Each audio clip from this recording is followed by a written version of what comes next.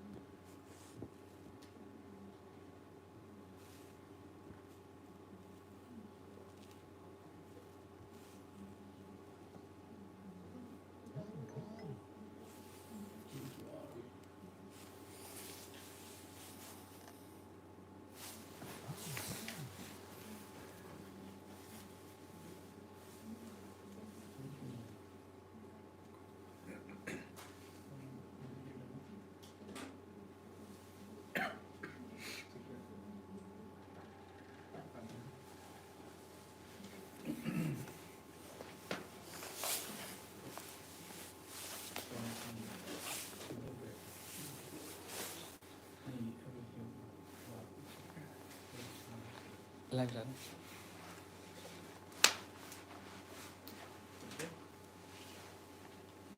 सलवात पढ़ दे मोहम्मद वाले.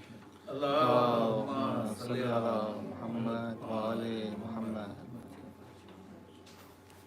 أعوذ بالله من الشيطان الرجيم بسم الله الرحمن الرحيم الحمد لله رب العالمين وصلى الله على سيدنا سيد الأنبياء والمرسلين حبيب إله العالمين أبي الزهراء محمد وأهل بيته الطيبين الطاهرين المعصومين اللهم صل على محمد.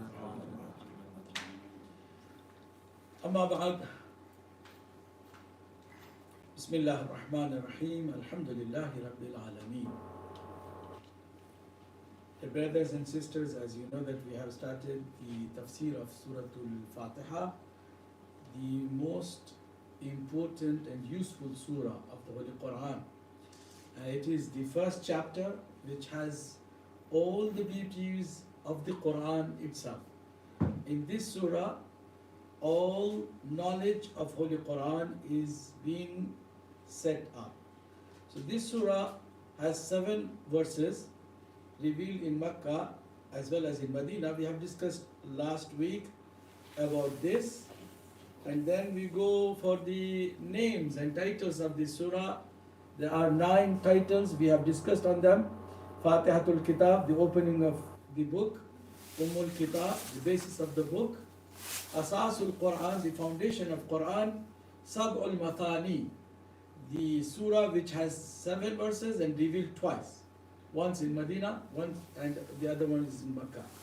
Al-Wafiyah, full of benefits. Al-Kafiyah, the comprehensive surah. Ash-Shafiyah, the source of curing.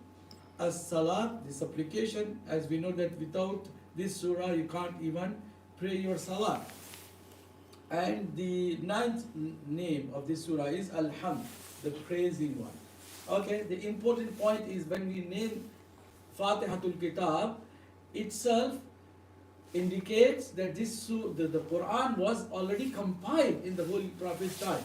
It is not credit for any Sahaba to claim that we have compiled this Quran. No, the Quran was already being compiled because the name itself shows this. When you say Fatihatul Kitab means the opening, means the whole Kitab was already being compiled in the period of Holy Prophet sallallahu alaihi wasallam. Okay, and we I already discussed about the virtues of those surah, the fazilat of surah, and there are 7, the main of the fazilah. We already discussed on that. This is very important surah. The shaitan will run away if you read this surah. Keep reading this surah in order to strengthen your iman, and your faith would be strengthened. And there are many other benefits of this surah. Now we come to the actual tafsir of this surah. The first verse as well as the first verse of the Holy Quran is Bismillahir Rahmanir Rahim. In the name of Allah, the Beneficent, the Merciful. And there is a difference between Shias and Sunnis here. Unfortunately, the majority of Sunnis, they don't believe that this verse is part of Surah Al-Fatiha or part of Holy Quran. Why? Because of Muawiyah, in the enmity of Ahlul Bayt, especially Mawla Ali, he has introduced reciting Quran without reciting Surah Bismillah ar-Rahman ar-Rahim. Ignoring Bismillah ar-Rahman ar-Rahim, reciting the rest of the verses just to show the enmity of Amir Mu'min. Why? Imam Ali used to emphasize on this verse, Bismillah ar-Rahman ar-Rahim. And not only he was emphasizing, he was showing his pride of having connection with these great verses. Bismillah ar-Rahman ar-Rahim, as we already discussed last week. Okay, amongst all beings, only Allah is eternal. Obviously, everyone knows that. Bismillah. Why we start with the name of Allah? Because Allah is eternal power, all knowledge, all strength, all whatever you think as a beauty is Allah subhanahu wa ta'ala. Allah is all beauty. So we have to start with the name of Allah subhanahu wa ta'ala. Therefore, everything and every activity should begin with His holy name. Alright? Tafsir of this verse. Come on. Allah is the most inclusive name of Allah subhanahu wa ta'ala. You know, when we say Allah, there are many other names of Allah subhanahu wa ta'ala. We say Rahman, Rahim, Kareem, and Qawi, Ameen, and Qahar, Jabbar, Ghaffar. There are many names, right? There are 99 names mentioned in the Holy Quran as well as in the Hadith. But only the name which includes every other name of Allah subhanahu wa ta'ala is the name of Allah. The name Allah is the inclusive name. Is the only name that refers to all of His attributes. Okay. Now, what about Bismillah? When we say Ba, what is Ba?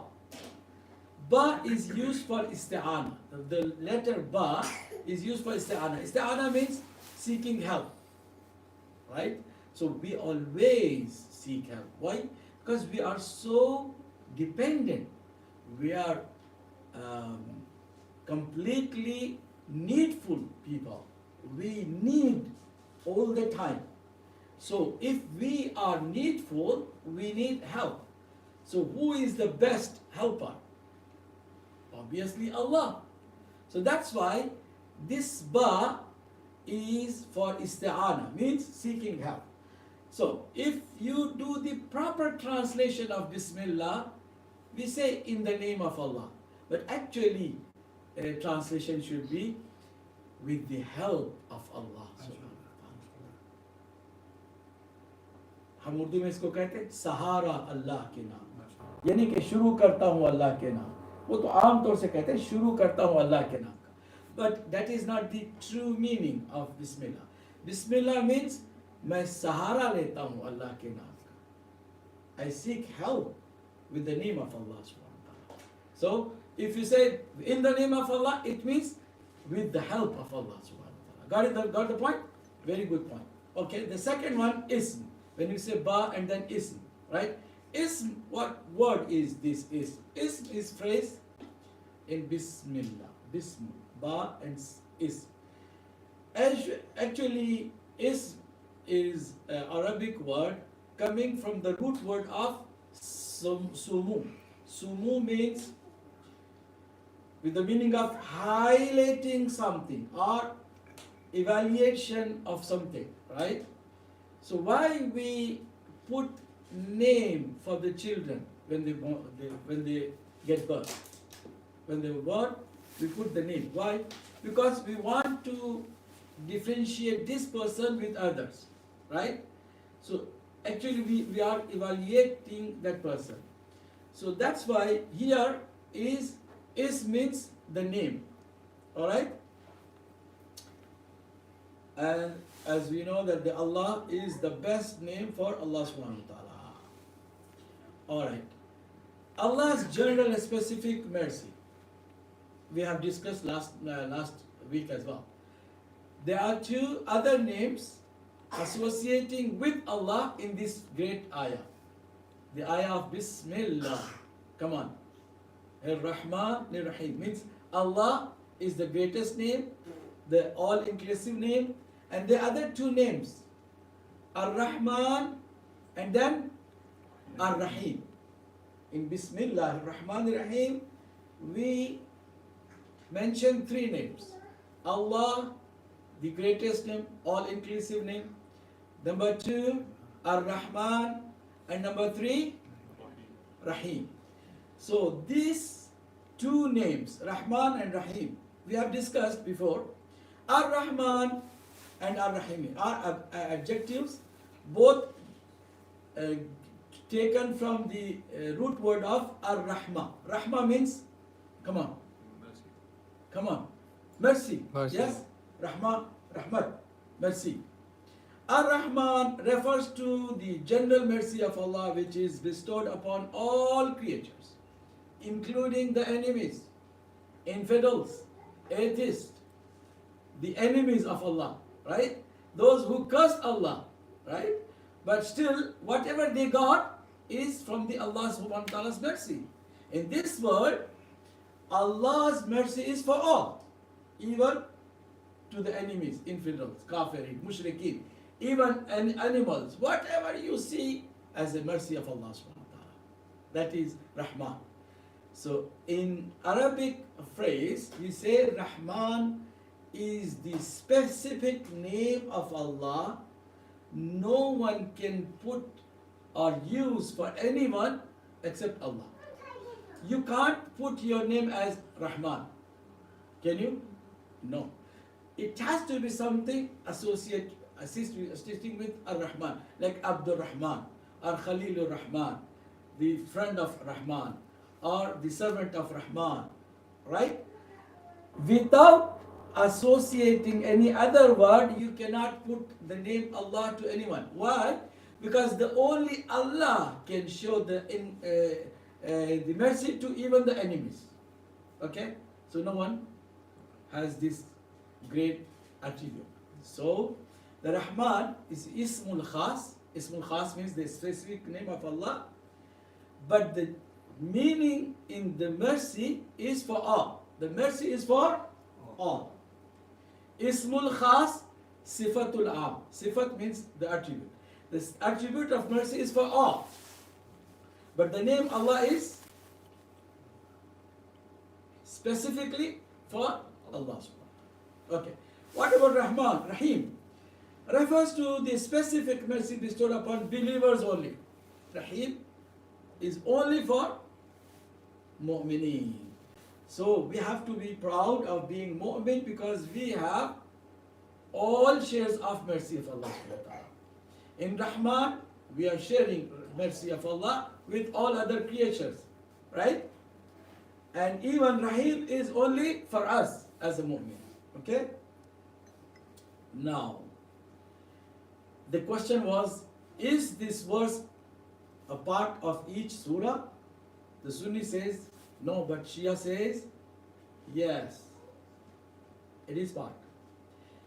If I ask you that what are the reasons for the Shias to claim that Bismillah ar-Rahman ar-Rahim is the part of Quran as well as part of all surahs except Suratul Tawbah, right? Suratul Bara. What would be the answer? Try first. From you guys. I'm going to ask you first. Reason. Why you claim that this Bismillah ar-Rahman ar-Rahim is the part of every surah except Suratul Fatiha. We claim that, okay? While Sunni they say no, right?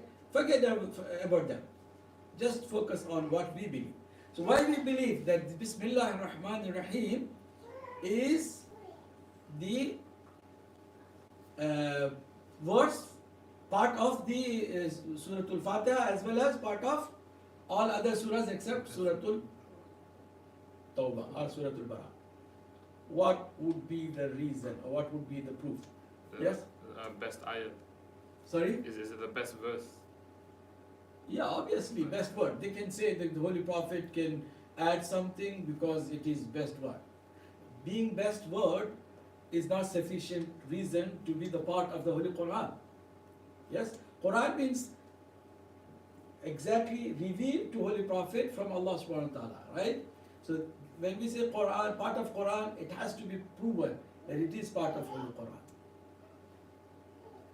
One reason we have discussed last week, who remembers? One of the names Allah has given to Surah Al-Fatiha is Sab'ul Mathani. The surah which has 7 verses and revealed twice. The meaning of Sab'ul Mathani in all Shia Sunni books, one of the names of this surah which is mentioned in the Holy Quran itself is Sab'ul Mathani. Sab'ul Mathani means having 7 verses and revealed twice. The proof of being this verse, Bismillah ar-Rahman ar-Rahim, as part of the surah is this name of the surah, Sab'ul Mathani. If you ignore Bismillah ar-Rahman ar-Rahim, count the verses of Surah Al-Fatiha. Alhamdulillahi Rabbil Alameen, Ar-Rahman ar-Rahim, Maliki Yawmiddin, Iyaka na'budu wa iyaka nasta'in, Ihdina Siratal Mustaqim, Siratal Ladina an'amta alayhim ghayr al-maghdub alayhim wala ad-dallin. It would be only 6. So the proof of being this verse, ayat of Bismillah ar-Rahman ar-Rahim, part of Quran, is that verse in the Holy Quran and the name of this surah itself. The name itself says that this is the part of, come on, part of Quran. What? Bismillah. We're talking about Bismillah ar-Rahman ar-Rahim. The second beautiful reason is every Quran you open, printed in Saudi Arabia or in Egypt or in Iran or anywhere else, you see Bismillah has been mentioned there. So if it was not part of the Quran, it shouldn't be mentioned in every surah, in the beginning of every surah. That means that it is part of surah. If you deny, you should bring something above all these reasons. They have no reason except the tradition of Muawiyah. Recite salawat. Allahumma salli ala Muhammad. Muhammad wa ali Muhammad. Come to the second verse. Alhamdu lillahi rabbil alameen. Praising the Lord of the worlds for his endless bounties which have surrounded us thoroughly.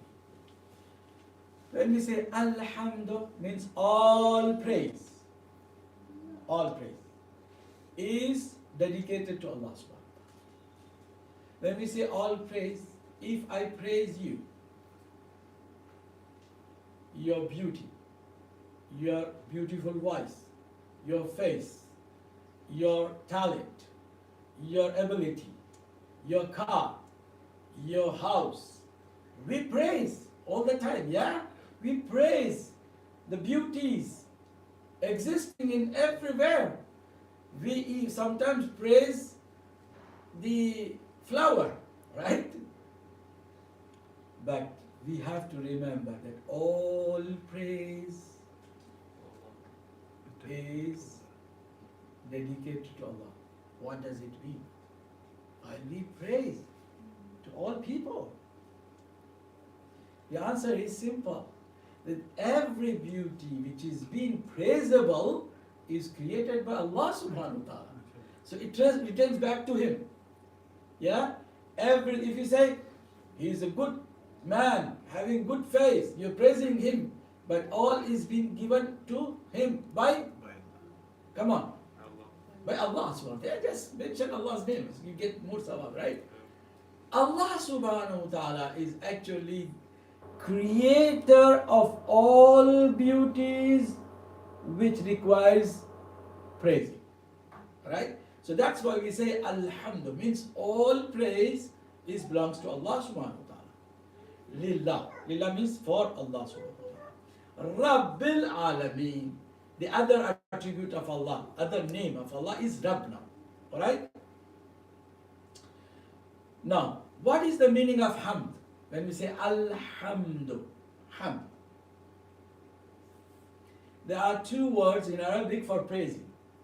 किसी की तारीफ करना हो तो दो लफ्ज इस्तेमाल करते हैं, एक मदह और दूसरा है हम. कहते हैं ना, किसी ने मदह की, अहले बैत की मदह की किसी ने, ठीक है, मदह करना, तारीफ करना, या फिर हमद करना.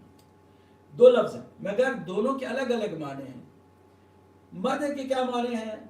There are two words in Arabic for praising. One is madh, for praising someone or something in general. In general we say ये बहुत अच्छा है, ये फला है, ये फला है. हम उसकी मदह करते हैं, उसकी ब्यूटी बताते हैं, उसकी खूबी बताते हैं. मगर हमद ऐसा नहीं. Hamd is something different. Exclusively used to praise someone for their deliberate and voluntary favors, such as praising a generous person, someone who is willingly donating to you, showing generosity. That is something we use the phrase hamd for that. But after revelation of this verse, Alhamdulillahi Rabbil Alameen, hamd, the word hamd, the phrase hamd is completely dedicated to Allah subhanahu wa ta'ala. Right? That's why the word hamd cannot be used to praise anyone else, even Holy Prophet. You do madh, the other one. You do madh. You don't do hamd. Hamd is only for Allah subhanahu wa ta'ala. Got the point? Yep. Alright. Now, Alhamdu. After that, Rabbil Alameen. He is the Lord of words. Rabb. The term word. Rabb. Rabb, naam Allah ka hai. Kya matlab hai iska? Refers to the owner of something who actively nurtures and enhances. कोई चीज़ खुद बनाए, उसका owner हो और उसकी care look after भी करे, तो उसको कहते हैं रब. मगर ये अल्लाह के सिवा किसी को हम यूज नहीं कर सकते, क्योंकि the actual creator and the carer is Allah सुब्हानहू व तआला. Alright. So this term is used exclusively for Allah, and when used in Arabic to refer to others, we have to add something with Rabb. That's, for example, Rabbud Dar. Rabbud Dar means the owner of that house. Yeah? Or Rabbul Ibil, as Abdul Muttalib has disclosed to Abraha. You know that, Abraha. Why you don't care about, I'm trying to attack your Baitullah, your house of God, and you don't care about it. He said, I came from my camels, because I am the owner of camels. And walil bayti rabbun, and that house got his own owner. So I am Rabbul Ibil. He said, Ana Rabbul Ibil. I am the owner of camels. So if you want to use Rabb for others, you have to add something else with the word Rabb. Otherwise, it is not permissible for anyone to use the word Rabb for anyone, even for Ali alayhi salatu wasalam. People, they do, and that is shirk, and it is ghulu. Okay? So what is the meaning of Alameen? Obviously, Alameen is the plural of Alam. Alam means the world, and Alameen means the worlds. What words are there? Alright? It denotes a collection of different entities sharing common traits and existing within a common time and space, such as who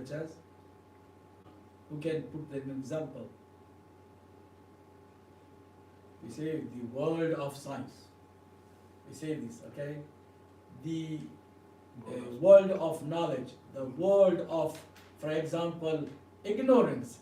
The world of, for example, we put some word for word, or we say the woman's world, yeah, the world of men, right?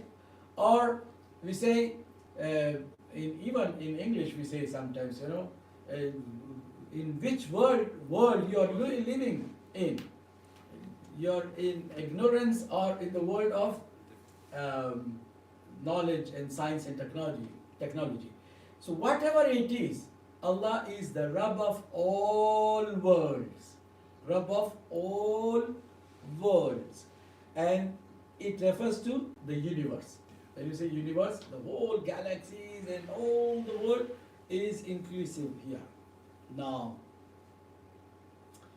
alam is also employed for more broadly to even for the heavens and the other skies and all. That's why Allah subhanahu wa ta'ala says in Surah Al-Jathiyah, verse 36, فَلِلَّهِ الْحَمْدُ رَبِّ السَّمَاوَاتِ, the Lord of heavens, وَرَبِّ الْأَرْضِ, and the Lord of earth, رَبِّ الْعَالَمِينَ, the Lord of all the worlds. All right. Now next verse. Bismillah ar-Rahman ar-Rahim. Then we say Alhamdulillahi Rabbil Alamin. So we know the meaning of every single letter mentioned in these verses. Come to the third verse. TCI. Ar-Rahman ar-Rahim. Again, Bismillah ar-Rahman ar-Rahim twice. We say Rahman Rahim. And again, in this third verse, we say Ar-Rahman Ar-Rahim. Again, the most beneficent, the merciful. Okay. The meanings are explained before. Rahman, you know the meaning. Rahim, you know the meaning. So mercies of Allah subhanahu wa ta'ala. There are two types of mercies. One is general and one is specific for mu'min, mashallah. But the important point here is that if you read namaz, if you are dedicated to pray your salah, you are mentioning this mercy of Allah subhanahu wa ta'ala how many times? Imagine 30 times. Who can calculate and let me know how it has been 30 times every day? Come on, yes, go. Every rak'ah? In every rak'ah, there are 17 units, right? In 17 units, we have to recite 2 surahs. First is Surah Al-Rahman, Surah Al-Hamd. And the second is one of the surahs. Okay? Come to the Surah Al-Hamd. If you read Surah Al-Hamd in 17 rak'ah, you have to read at least 10 times. Alright? If you read Surah Al-Hamd 10 times, you repeat Ar-Rahman Ar-Rahim twice. In every time you read Surah Al-Hamd. Right? So, actually if you read in 17 rak'ah 10 times Surah Al-Rahman, Surah Al-Hamd, you have recited 20 times Ar-Rahman Ar-Rahim. Ar-Rahman Ar-Rahim. 20 times. And then you have to read another surah with Bismillah Ar-Rahman Ar-Rahim. So 10 times again you read it. Ar-Rahman Ar-Rahim. In total 30 times you repeat Ar-Rahman Ar-Rahim. Ar-Rahman Ar-Rahim. All the time you are mentioning the mercy of Allah subhanahu wa ta'ala. Alright, a profound lesson.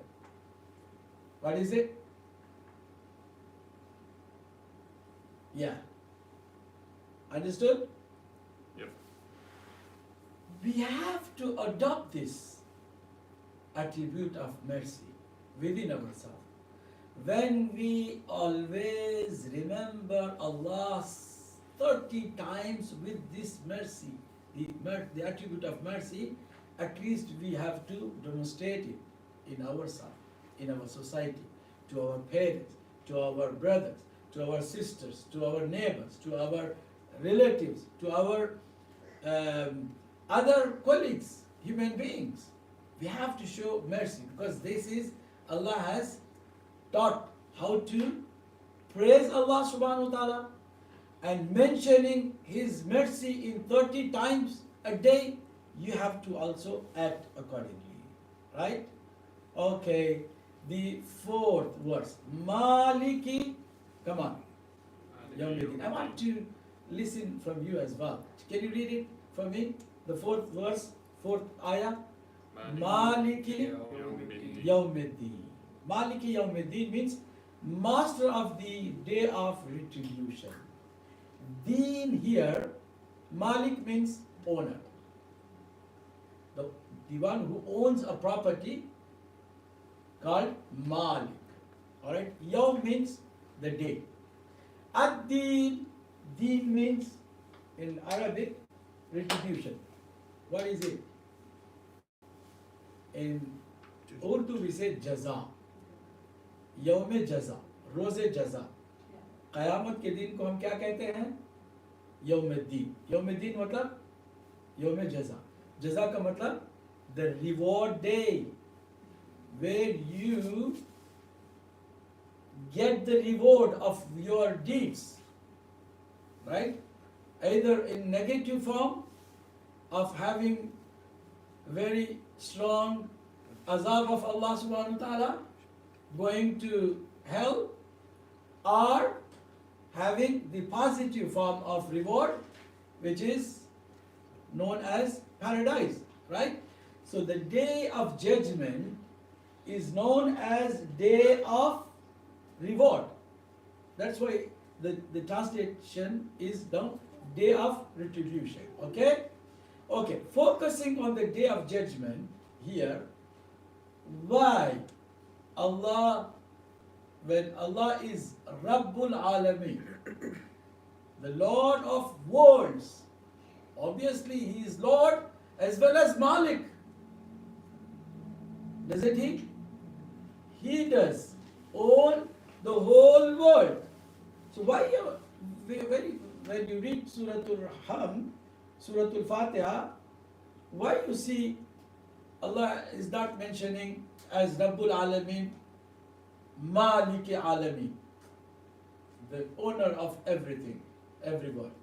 Why specifically mentioning about the day of judgment? Why is it? Who knows the reason? Guess at least. Yeah?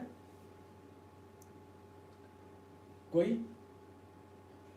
क्यों अल्लाह हर चीज का मालिक है, तो खाली क़यामत के दिन का क्यों यहाँ बता रहा है? मालिक यौमिद्दीन, मालिक आलमीन क्यों नहीं है? सोचने वाली बात है. सिंपल आंसर है इसका कि यौमुद्दीन का मालिक इसलिए बताया कि क़यामत के दिन किसी को कोई इख्तियार नहीं होगा. No one will have anything, nothing. There will be no support or help or owning anything. Even father runs away from children. Children runs away from their mother. There is nothing there. Nobody has nothing there. That's why Allah says, I am the Malik of that day when nobody owns anything. But in this world, Allah has given you power, the willpower and the strength. So based on your willpower, you are claiming that you are owning something, right? You're owning car, clothes, house, whatever. You feel like this is mine, right? But that day, nobody will say, this is mine. Even the organs, my own organs are going to say against me, stand against me. So nothing is mine.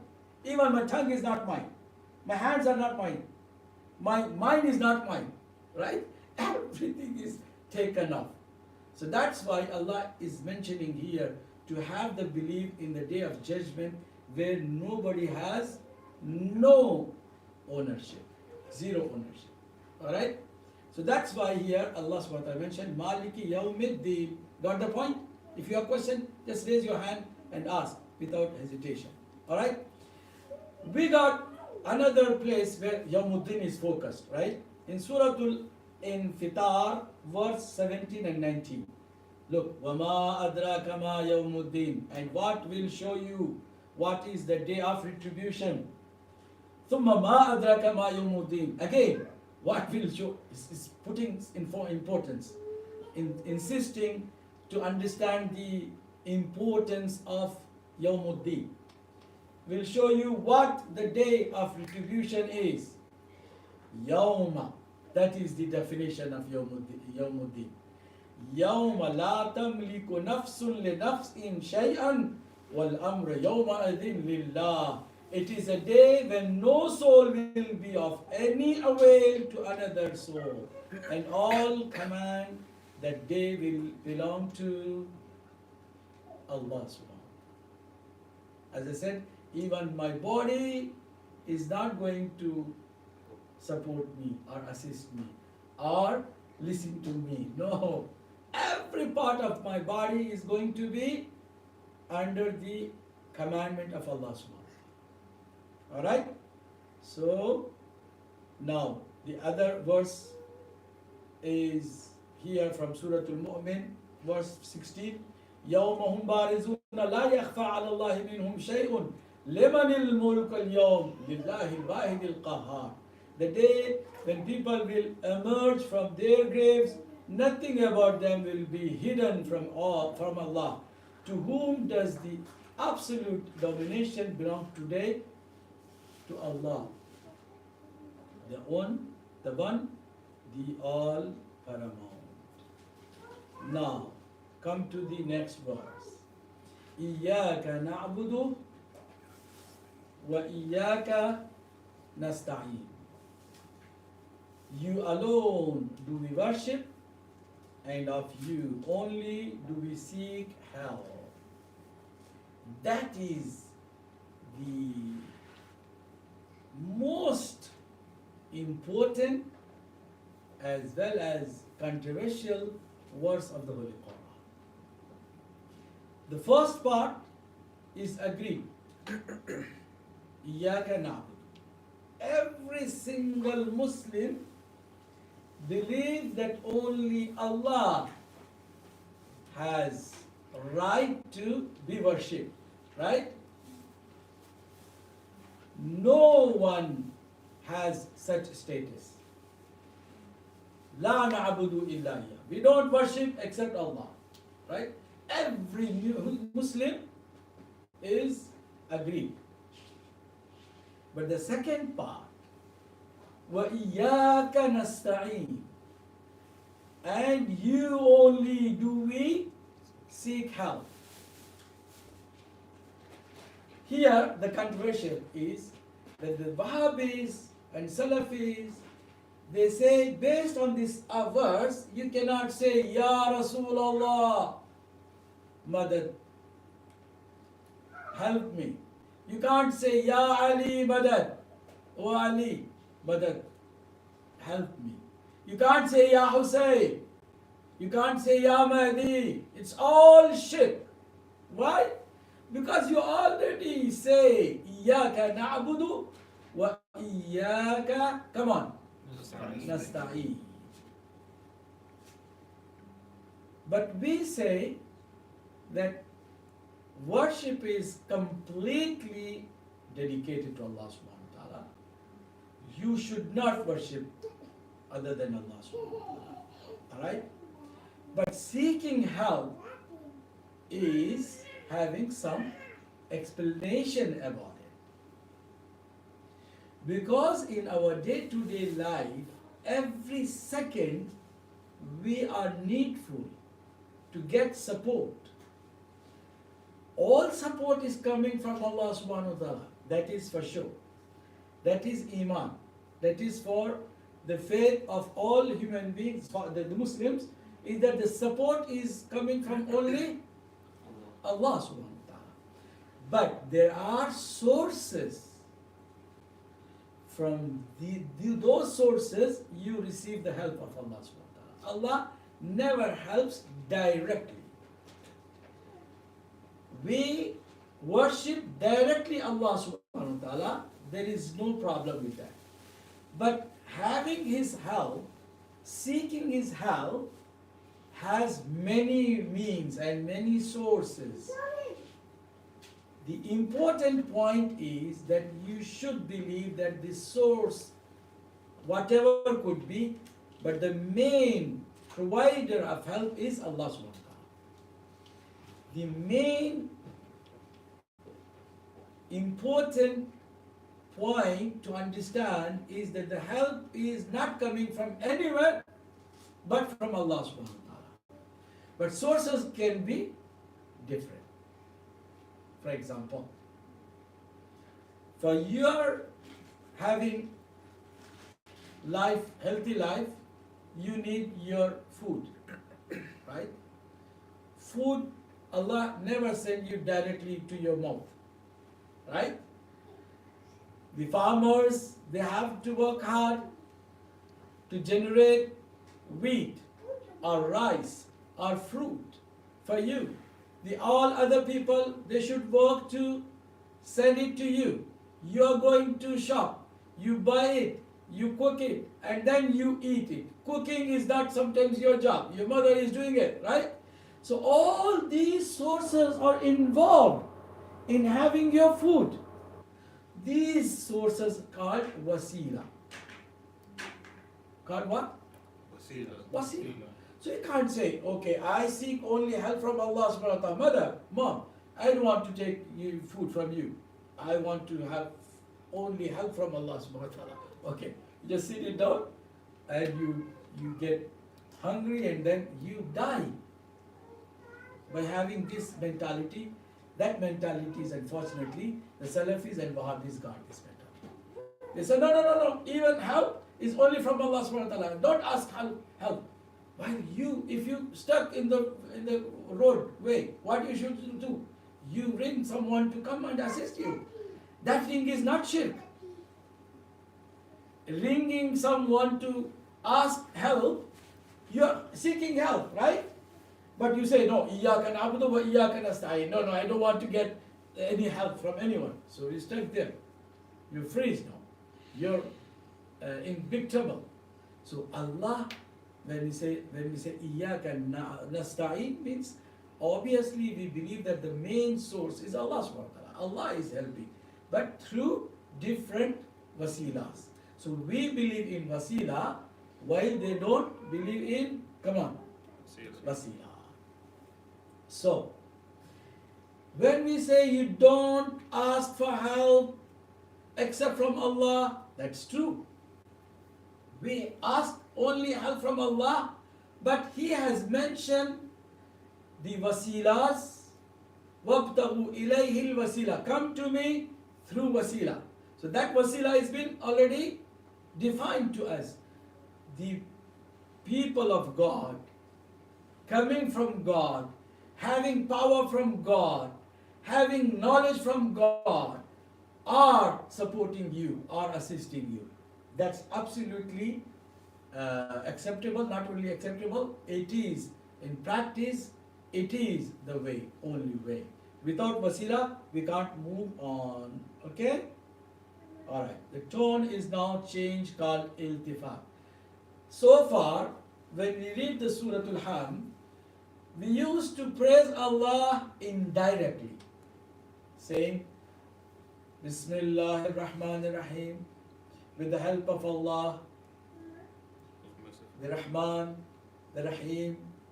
All praise is for Allah, the Lord of universe, and He is Rahman, Rahim, He is Maliki.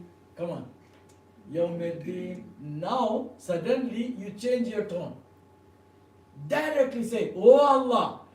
So far you said, He is. Now, you say directly, Oh Allah, we do worship only you and we do seek help from you only. Alright? So, Now, that is called in Arabic iltifat, means changing tone from indirect speech to direct speech. And that is the beauty of Surah Al-Hamd. One of the beauties of Surah Al-Hamd is this. Okay. Outcomes of this ayah. Number one, never say that I worship Allah. What you say? We. Iyaka na'budu. We do worship. And we seek help. Right? So here, number one, the unity of worship. And the second one is the unity of acts. The third point which we should understand and we should take into the consideration is the social aspect of the worship. You should not stand alone. Say, okay, always I pray salat, but in my closed room. I don't go to mosque. I don't pray with jama'ah. Right? I am okay to pray Allah. No, here when we say Iyaka na'budu, we. Wa Iyaka nasta'in, we. Not I. That is the lesson for social aspect of worship. So we need to go and be with others, to try to be with the community rather than being alone. Alright? Okay, a big question. What is it? Why do we seek help from others? Then we believe in the oneness of, while we believe in the oneness of Allah. The answer is already done. Wasila. Remember, wasila. Wasila, by believing that they are not the main source. They are just the source, the wasila. Through them, we receive. Okay, come to the 6th verse. I'm going to finish it because I already promised to finish this surah. We need to complete 7 surahs in our next 12 weeks time. So we have to go very faster. Ihdina siratal mustaqim. Oh Allah, guide us on this straight path, right path. Okay. When you said we only seek help from you, the first help is this. You're seeking help. What is it? Guidance. MashaAllah. We need guidance before anything else. That is the most important thing to have in our life. The first thing that the servant seeks is guidance to the right path. Guidance is needed even for those who are already guided. Sometimes the question arises here. The question is that if someone is already guided, why he says in the salat, Ihdina sirat al-mustaqim, oh Allah, guide us on the right path. Well, he is already on the right path. So why are you asking? We need to have this guidance constantly. For every single second, we need to have guidance. Otherwise, we will be astray anytime. Alright? The beautiful example for the need of guidance is our oxygen. Yes? You can't stop having oxygen by saying, oh, I already had this before. No, you need to have it constantly. If you want to be alive, जिंदा होने के लिए क्या करना है? मुसलसल सांस लेना है. अगर नहीं मरना है तो फिर सांस को खत्म कर. अगर जिंदा रहना है तो क्या करना है? सांसें लेना है. जैसे कॉन्स्टेंटली हमें सांसों की जरूरत है, वैसे ही हमें कॉन्स्टेंटली हिदायत की जरूरत है. अगर एक लम्हे के लिए भी हिदायत नहीं हुई, we will be clash. The other example is when you are on the steering, driving steering, taking steering in your hands. जब तक तुम चला रहे हो, you have to be very conscious, right? You can't sleep, you can't look around, you can't. That's the issue, right? If they get a very, very 1 second Distraction. lose concentration, what they do? They do accident. Our guidance is like that. That's why we always, at least 10 times a day in our five times prayers, we seek the help of guidance. That means at least 10 times a day, Shaitan is ready to take us astray. That is the main problem. Shaitan is always there. Innahu aduwwu mubin. Quran says he's the open enemy of you. He is not going to see you are going on the right path without having any problem. No, he is going to distract you. He's going to harm you, take you astray. So that's why you need guidance all the time. All right.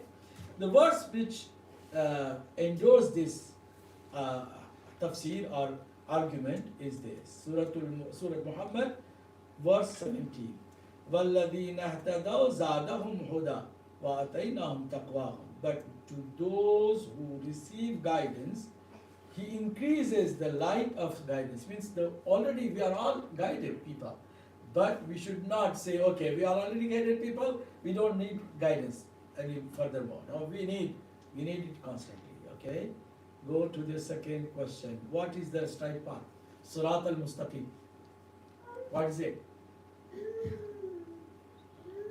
सीधा रास्ता क्या? The problem again between Muslims. They don't know the definition of Surat al-Mustaqim. Right? Straight path. What is the straight path? Someone says Quran is the straight. Okay? They say Umar ne kaha. Hazrat Umar ne kaha. The Holy Prophet wanted to write something. He said, no, we don't need anything else. Quran is enough for us. Quran is the right path for us. Okay? Finish. Why it was not the case? So, if somebody says Hadith is the Sirat al-Mustaqim, again, that is not the comprehensive meaning of Sirat al-Mustaqim. What should be the Sirat al-Mustaqim? The right straight path. Think, not only just listen to me. At least speak a bit. Yeah? Quran and Al-Bayt. Yeah, one of them. Cannot be just Ahlul Bayt. If you ignore Quran, then you are out of track, out of Sirat al-Mustaqim. Yeah? Alright? Now, number one, it can be the pure religion of Islam, comprehensive package, living from Allah to human beings as a way of life, the pure Islam. Number two, the Holy Quran. Number three, prophets, Ahlul Bayt, Imam Ali. We got hadiths on these all. I'm just ignoring the hadiths, right? There are many hadiths about each single part, saying that this is Sirat al-Mustaqim. Okay? But the true meaning is all above. All above is considered to be Sirat al-Mustaqim. Alright? Look, this verse is supporting my argument. Supporting this Surah Al-An'am, verse 161. قُلْ إِنَّنِي هَدَانِي رَبِّي إِلَىٰ صِرَاطٍ مُسْتَقِيمٍ دِينًا قَيِّمًا مِلَّةَ إِبْرَاهِيمَ حَنِيفًا وَمَا كَانَ مِنَ الْمُشْرِكِينَ. Say, verily, my Lord hath guided me to a way that is straight, a religion of right. Here, the pure religion is considered to be the right path, right?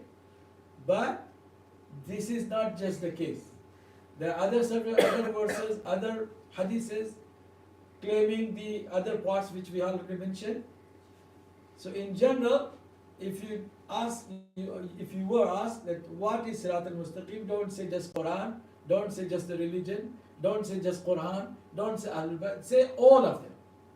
All those who are from God, from Allah, are taking us to Allah subhanahu wa ta'ala. These are the people, those who are right path. Okay? And the other verse say that the worship of Allah is the right path. وَأَنِ اعْبُدُونِي هَذَا صِرَاطٌ مُسْتَقِيمٌ.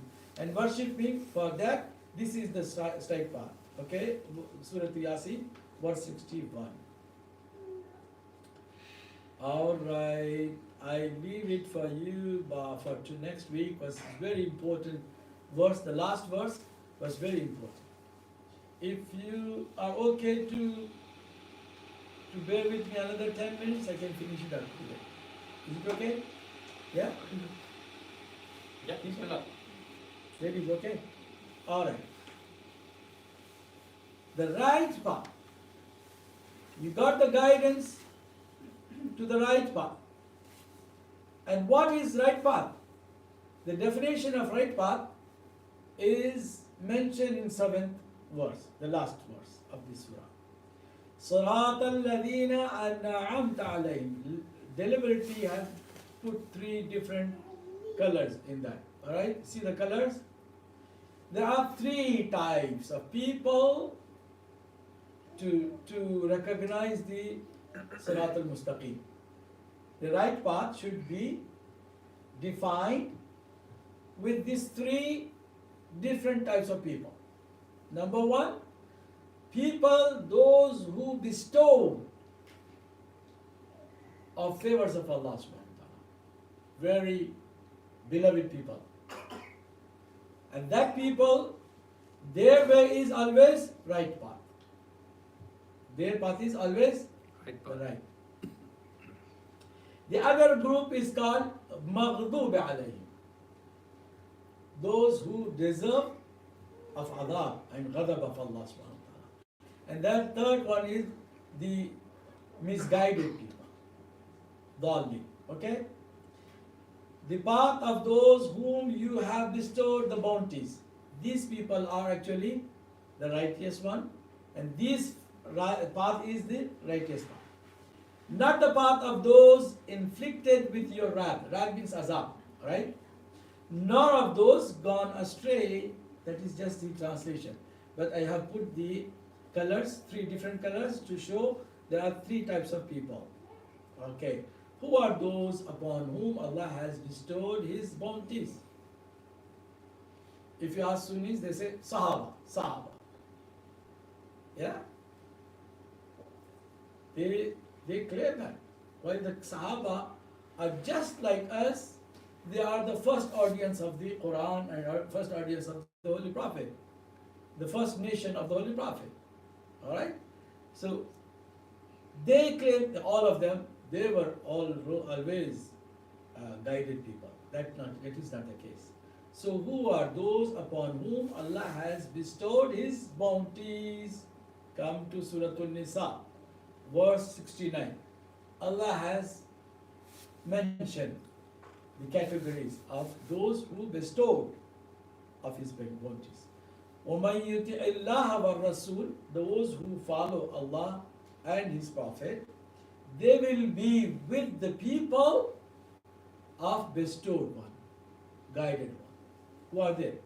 فَأُولَٰئِكَ مَعَ الَّذِينَ أَنْعَمَ اللَّهُ عَلَيْهِمْ. Number 1, مِنَ النَّبِيِّينَ. So all prophets are the guided people, and their way is, come on, the straight path. صراط الذين أنعمت عليهم. Number 1. Number 2, was-siddiqeen. Siddiqeen means Truthful. those who always tell the truth. They don't even lie. A single lie should not come out of their mouth. And Sahaba are not like that. Sahaba were fighting each other, blaming each other, accusing each other. They cannot even claim that we are Siddiqeen. Right? And that title, Siddiq Akbar, is very later. Banu Umayyah has generated, projected for Abu Bakr. While that name also was only the name of Amirul Mu'minin Ali ibn Abi Talib. Even in Sunan Ibn Majah, it is been clearly mentioned. The Holy Prophet said, no one should have this name Siddiq Akbar except Amirul Mu'minin Ali ibn Abi Talib.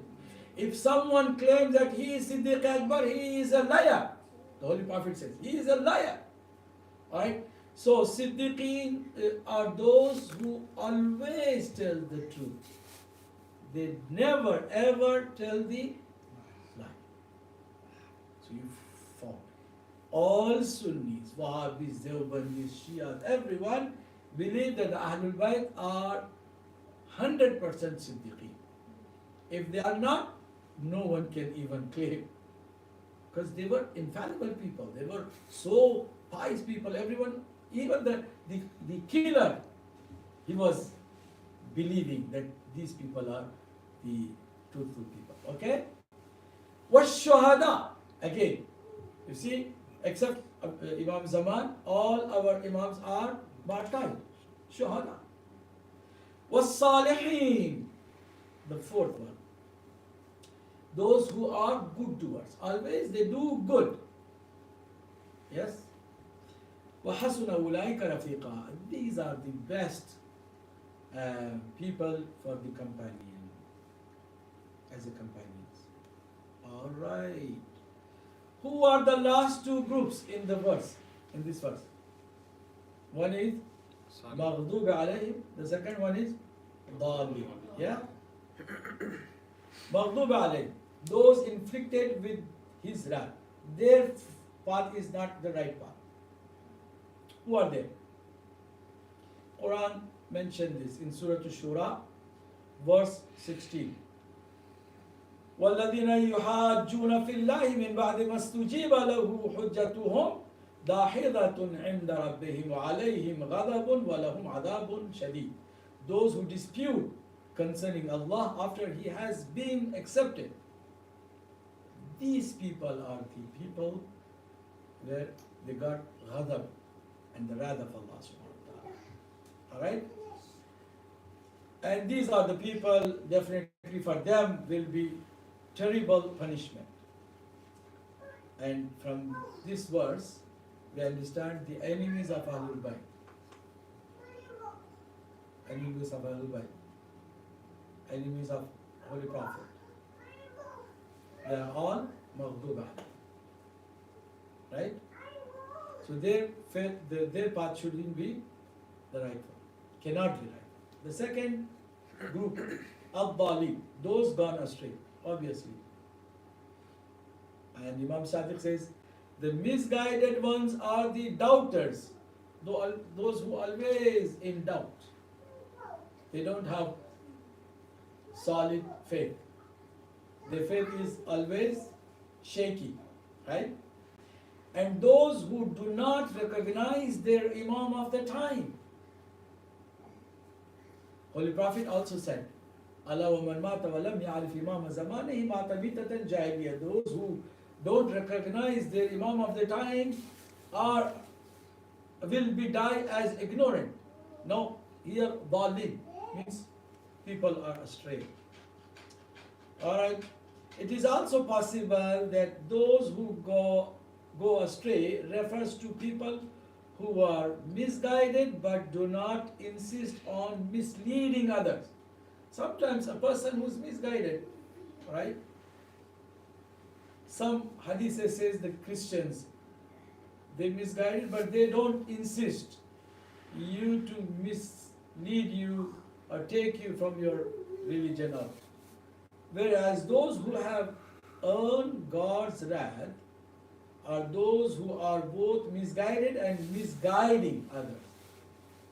And they try with all their might to make others like themselves. We can say Zionism.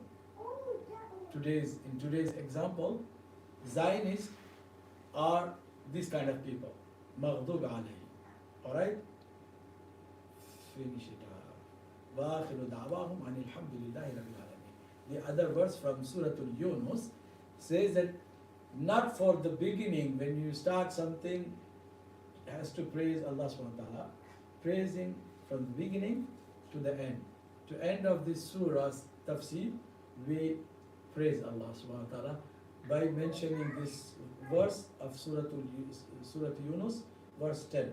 وَآخِرُ دَعْوَاهُمْ أَنِ الْحَمْدُ لِلَّهِ رَبِّ الْعَالَمِينَ. And their concluding call will be surely the praise is only for Allah, the Lord of the worlds. Thank you so much. ठीक हो गया? हम आपकी खिदमत में हाजिर हैं, अगर सवाल है तो कुछ टाइम। सॉरी, आज थोड़ा सा डिले लंबा हो गया, इसलिए कि I wanted to just finish up. Yes.